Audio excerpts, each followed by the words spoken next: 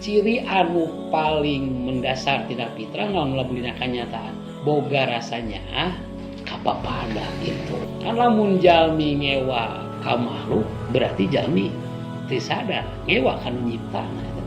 Lamun jalmi mika cinta makhluk berarti jalmi teh mika cinta kanu nyiptana gitu. Tah mata saur Nabi Isa mah teangan we jelema bageur cenah.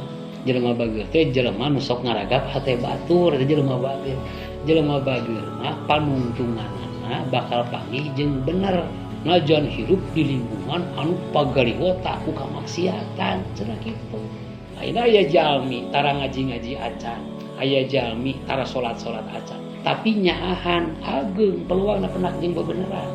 Aya jalmi idak liher di masjid, kaditu nyebred, kadieu nyebred, kaditu ngewa, kadieu ngewa moal panggih ta jeung bebeneran bikin gairah ge.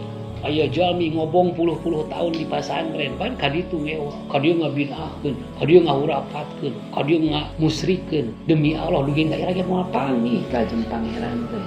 Da bakal panggihna jalmi jeung bebeneran lamun bageur. Naon bageur teh? Sok ngaragap batur. Naon ngaragap batur teh?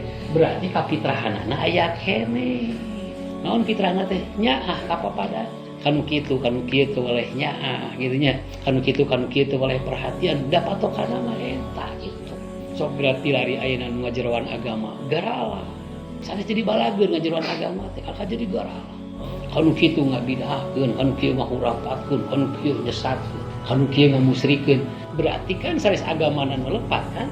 Penyikapan terhadap agama melepat gitu.